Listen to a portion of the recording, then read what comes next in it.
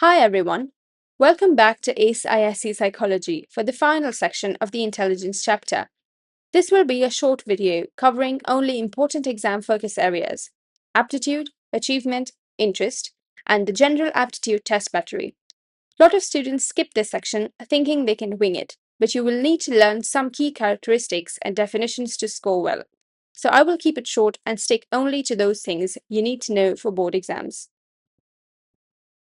Aptitude refers to a person's natural potential or capacity to learn, acquire, or develop a skill in a particular area, given appropriate training and opportunity. There are some key characteristics you need to remember. Aptitude is not current performance.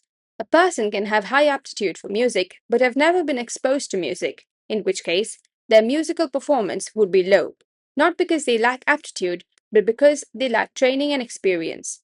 So, two people having the same training can have different rates of development, which reflects the difference in aptitude. So, aptitude is about potential and not the current level. Aptitude is also not the same as general intelligence, though the two are related.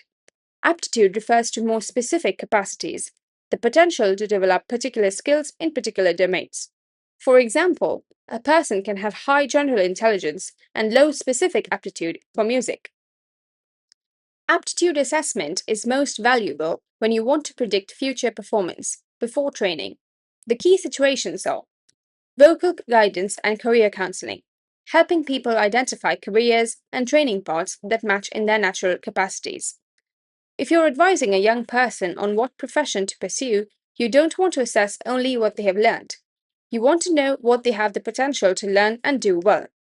Someone with high mechanical aptitude but low formal education in engineering might, with the right training, become an excellent engineer, and an aptitude assessment can identify that potential early. Educational placement. Deciding which educational program, stream, or level of support a person needs. If a student is being considered for a specialized technical program, their aptitude for the relevant skills may matter more than their academic achievement, especially if their prior educational opportunities were limited. Selection for training programs. In the military, civil services, and competitive professional programs, aptitude tests are used to identify candidates more likely to benefit from and succeed in training. The question is not what you know now, but what can you learn and do efficiently. Job selection, especially for roles requiring specific abilities that can be developed but are hard to train. A person's aptitude for mechanical reasoning, spatial thinking, or verbal precision may matter as much as their current qualifications for certain positions. The General Aptitude Test Battery, abbreviated the GATB, is the primary aptitude assessment tool the syllabus specifies. It measures 9 specific aptitude factors. The rationale behind the GATB's multi-aptitude design connects directly to what we know about intelligence. A single general intelligence score, like a full IQ score, tells you something important about a person's overall capacity, but it does not tell you where their specific strengths lie. Two people with the exact same full IQ score may have completely different aptitude profiles. One with strong verbal and clerical aptitudes suited to law or administration, and another with strong spatial and manual aptitudes suited to engineering. Let us now go through the 9 factors quickly. It is important to remember names and at least 1 to 2 lines each. General learning ability. This is the capacity to learn and understand, to follow instructions, comprehend principles, and reason to make judgments. This is the closest to general intelligence. It underlies the ability to learn in almost any domain and is measured by combining the scores on verbal, numerical, and spatial aptitude tests within the battery.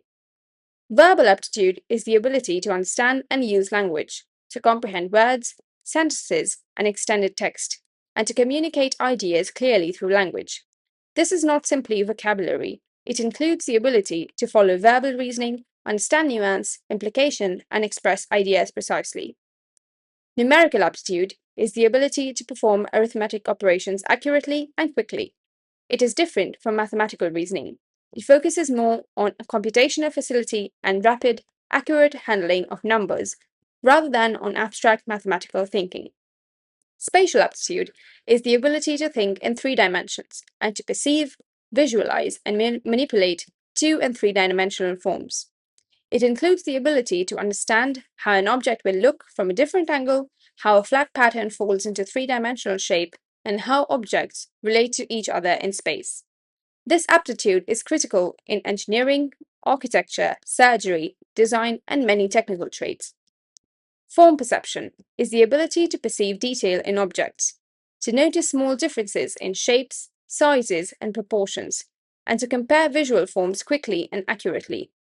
This is not the same as spatial aptitude because it does not involve three-dimensional thinking. It is about precision and accuracy with which you perceive the visible details of a form and spot differences between similar-looking figures and objects.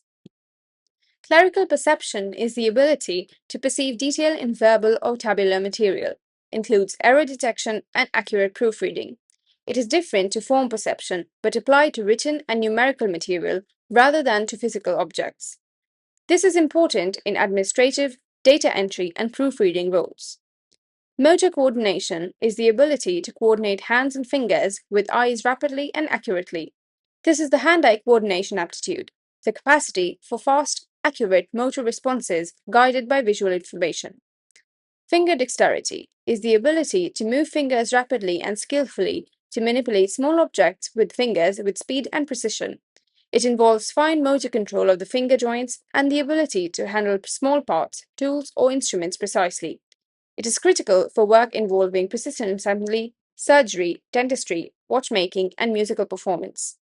Manual dexterity is the ability to move hands with ease and skill, to handle objects and material with the whole hand and arm movement, with speed and accuracy.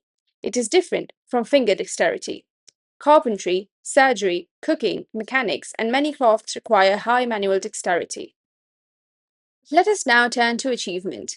Achievement refers to what a person has already learned or accomplished, the knowledge, skills, and competencies they have actually acquired through prior learning and experience. Where aptitude measures the potential, achievement measures actuality. Aptitude asks, what could this person learn to do? Whereas achievement asks, what can this person already do? An achievement test is a standardized measure of what a person has learned in a specific subject area or domain. Examinations at school, including your ISC board examinations, are all achievement tests. Aptitude and achievement are related but different, and the distinction matters. Someone with high aptitude in a domain will, given the adequate opportunity and instruction, tend to achieve more in that domain. But high aptitude without opportunity produces low achievement, not because the potential isn't there, but because it has never been developed. Conversely, high achievement in a domain does not always indicate high aptitude. Some achievement reflects sustained effort and practice rather than natural facility. Practical uses of achievement tests include evaluating the effectiveness of teaching, identifying areas where individual students need additional support, comparing educational outcomes across schools or regions, making selection decisions for higher education or employment, providing students with feedback on their learning progress. The third concept in this section is interest, and it is one of the most simplest concepts. Interest refers to a person's preferences, what they find engaging, enjoyable, stimulating, and meaningful. Why is interest measured in psychology? Well, the key insight from vocational psychology is that aptitude alone does not predict job satisfaction or long-term career success.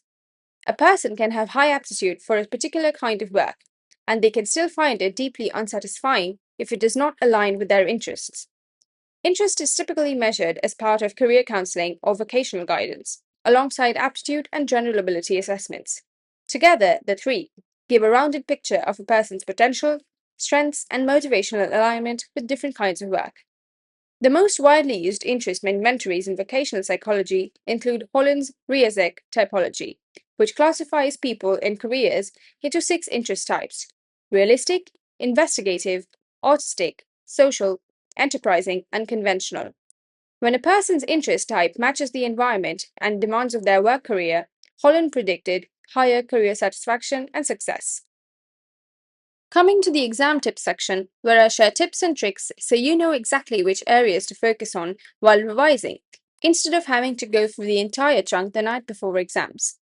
Firstly, learn the definitions for aptitude, achievement, and interest. The three-way comparison between aptitude, achievement, and interest is a common exam question. The easiest way to remember and distinguish them is aptitude is potential, achievement is actuality, and interest is preference. For the GATB, know all 9 aptitude factors by name and a brief description of each. The ISC exam sometimes asks you to name them, and sometimes may ask you to name them in a longer answer. One memory trick you can use is a mnemonic. Good vocalists need strong practice, quietly keeping fresh moves, to help you remember all the 9 factors. The distinction between finger dexterity and manual dexterity is one where students get most frequently confused because they sound similar. Remember, finger dexterity is fine movement of fingers themselves. That means small objects and precision assembly. Manual dexterity means broader hand and arm movement, like carpentry and mechanics. Finally, remember the 4 situations where aptitude is assessed: career guidance, educational placement, selection for training programs, and job satisfaction and selection. These are straightforward marks in a 2-mark or a 3-mark question. That completes all videos for Chapter 1 on intelligence. You can refer back to any of the concepts, exam tips, and answer guides by looking at our Class 12 playlist. Comment below on which chapter I should tackle next.